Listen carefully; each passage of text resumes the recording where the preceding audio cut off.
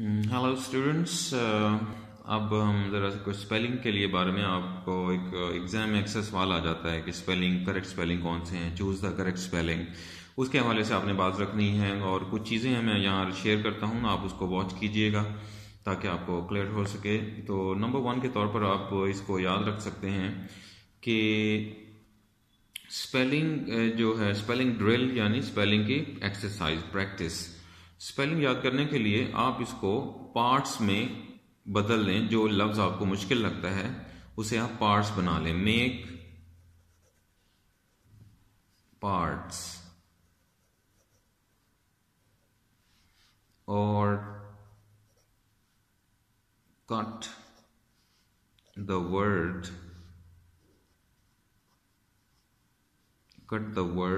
into pieces। Cut the word into pieces। आप ये भी कर सकते हैं काम। किसी यानी जो वर्ड आपको मुश्किल लग रहा है उसको आप कट कर लें। जैसे कि सिलेबल्स हम कहते हैं इसको, ग्रामर की ज़बान में इसे सिलेबल्स कहते हैं, लैंग्वेज की ज़बान में। जैसे कि ब्यूटीफुल एक लफ्ज़ है, ये ब्यूटीफुल एक लफ्ज़ है। इसके स्पेलिंग अगर तंग करते हैं, प्रॉब्लम करते हैं, तो आप इसको काट लें। ब्यूटीफुल।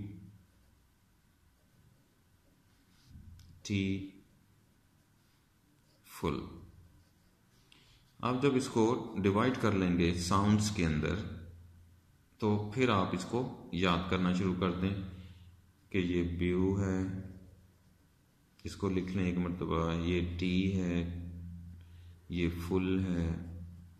फिर इसको कंबाइन करके लिखना शुरू कर दें, ब्यूटी, फिर फुल लिख दें। फिर इसी तरह प्रैक्टिस कीजिए लिखने की। ये थोड़ी सी मेहनत करने से आपके आस्ता आस्ता काफ़ी स्पेलिंग क्लियर होना शुरू हो जाएंगे। तो एक फार्मूला आप इसको इस तरह याद लें, जो वर्ड्स आपको परेशान करते हैं या बड़े बड़े लफ्ज़ होते हैं उनको आप कट कर लें पार्ट्स में, तो आप उसको याद कर सकते हैं। तो आपने बाज़ औक़ात लफ्ज़ आ जाते हैं जो आई होता है या आई होता है। ये कॉम्बिनेशन जो है ये हमें तंग करता है।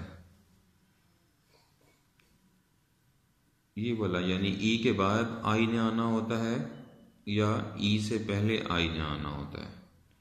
तो बेटा इसका ये चंद एक लफ्ज़ हैं जो नॉर्मली, ये मोस्टली जो नॉर्मल केस है वो ये वाला केस है, आई ई वाला। जो स्पेशल केस है वो ये है। ये जैसे PIECE पीस,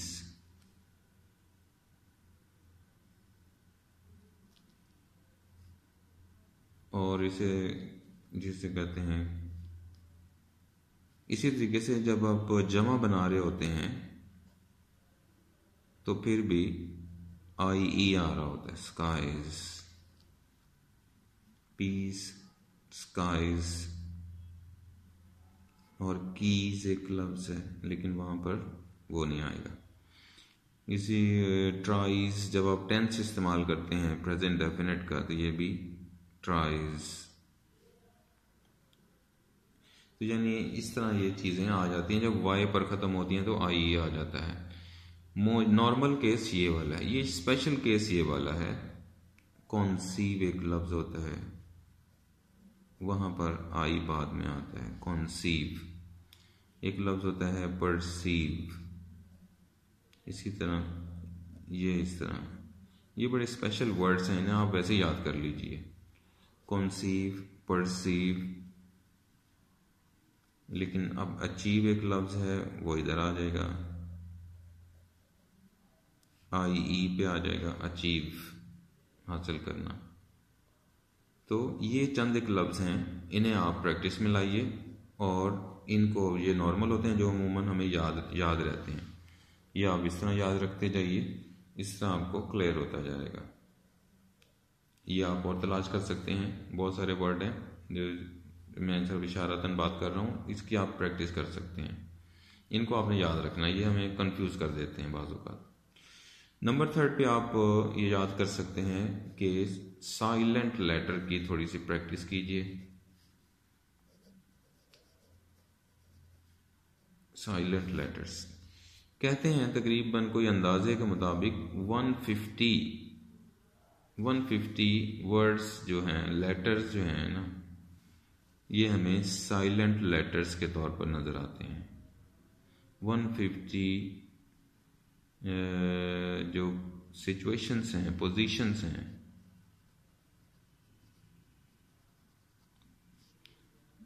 लेटर्स,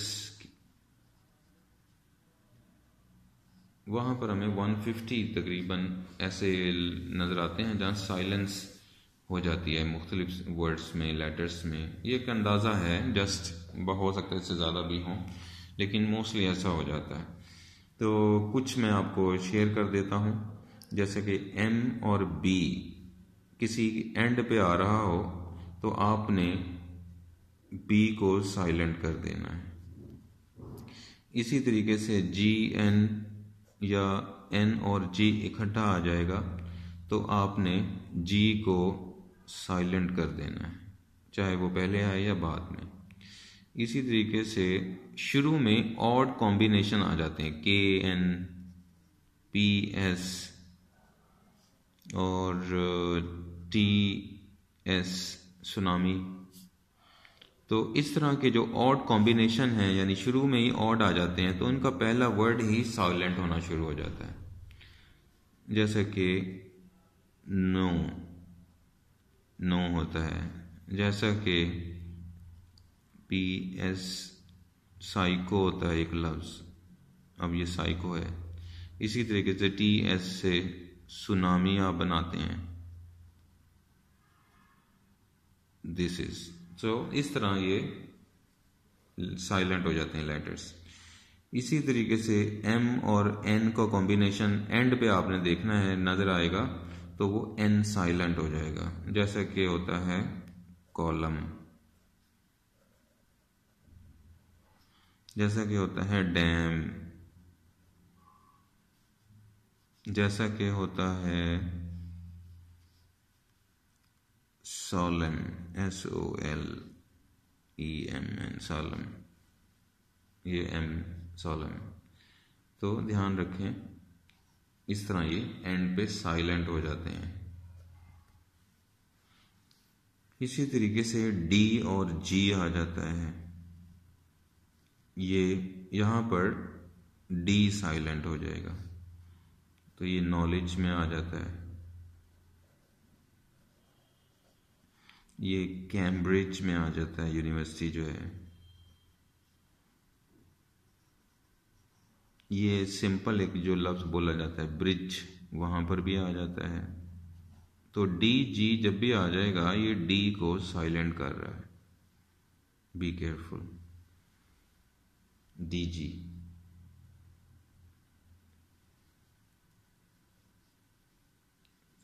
इसी तरह S और T दरमियान में कहीं आ रहे होते हैं, बाज़ औक़ात हम उसे साइलेंट कर देते हैं T को, जिस तरह लिसन, LISTEN कर देते हैं, जिस तरह FASTEN, फैशन, FAS बांधना जिसे कहते हैं फैशन। तो इस तरह ये हम इसे साइलेंट कर देते हैं, तो इसका भी ध्यान रखना है आपने। ये सारे वर्ड आप वीडियो में देख सकते हैं, इस तरह आप इसे साइलेंट कर सकते हैं चीज़ों को। इनकी आप प्रैक्टिस कीजिए। और नंबर 4 पे right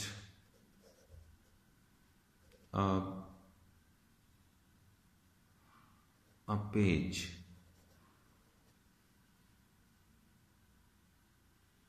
write a page in English।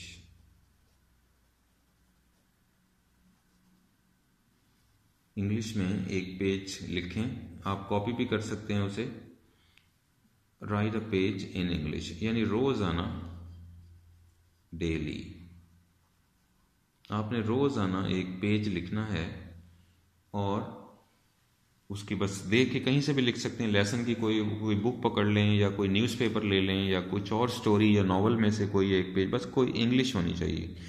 उसका डेली एक पेज इंग्लिश का आप लिखने की आदत बनाइए, उससे आपकी हैंड राइटिंग भी ठीक हो जाएगी और स्पेलिंग भी आपको जब सामने से गुजरेंगे रोजाना रोजाना रोजाना तो बहुत सारे वर्ड्स आपको लिख लिख कर ही क्लियर हो जाएंगे कि ये इसके स्पेलिंग होते हैं।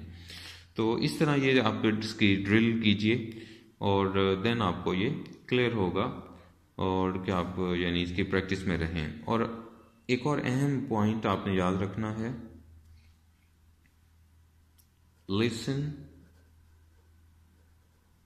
Listen the word carefully. जब हम किसी लफ्ज को केयरफुली सुनेंगे तो फिर जाके हमें उसकी साउंड पता लगेगी और हम उसको सुन सकते हैं और उसकी जितना जैसे हम सुनेंगे फिर वैसे ही लिख देंगे। तो इसलिए उसकी साउंड बड़ी बेस करती है, प्रोनाउंसिएशन उसकी बड़ी बेस करती है कि आपके स्पेलिंग ठीक होने चाहिए। और हम मोस्टली हमारे स्पेलिंग उस वक्त ख़राब हो जाते हैं जिस वक्त या तो हम गलत सुनते हैं या फिर हम अपनी ही प्रोनाउंसिएशन कायम कर लेते हैं, ना तो किसी डिक्शनरी को कंसल्ट कर पाते हैं ना ही किसी बुक से देखने की जहमत करते हैं, हम अपने आप से ही साउंड एक क्रिएट कर लेते हैं। तो ये एक और आपके लिए मिस्टेक का बाइस बन जाती है कि स्पेलिंग गलत होना शुरू हो जाते हैं। तो स्पेलिंग मोस्टली अगर उसमें कोई साइलेंट लेटर ना हो तो हमारी आवाज़ पर बड़ा बेस करते हैं।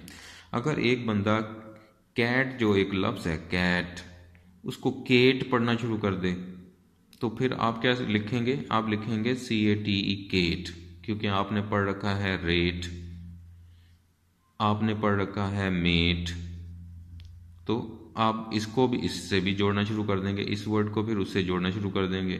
तो दिस इज आई मीन कि जैसा साउंड होगा वैसे आपके स्पेलिंग दिमाग में बनना शुरू हो जाएंगे। ये कोई वर्ड नहीं है फिलहाल, ये वर्ड्स हैं, इसका ये साउंड मैंने आपको बताया है, रेट, मेट वगैरह वगैरह। तो कैट होता है ये लफ्ज़ कैट, इसको कैट अगर पढ़ेंगे तो स्पेलिंग भी आप कैट वाले लिखेंगे। इसी तरह अगर आपने रैट पढ़ा तो सही हो जाएंगे स्पेलिंग। अब रैट को आपने अगर रेट पढ़ना शुरू कर दिया तो फिर गलत स्पेलिंग आपने लिखना शुरू कर दिए। Be careful, this is the reason कि साउंड अगर हमारा अच्छा होगा तो हम उसको अच्छे तरीके से याद कर लेंगे स्पेलिंग। इस वीडियो को ध्यान से रखें अब और प्रैक्टिस कीजिए इन अल्फाज की जो मैंने शेयर किया है ताकि आपको स्पेलिंग में ईजी हो सकें।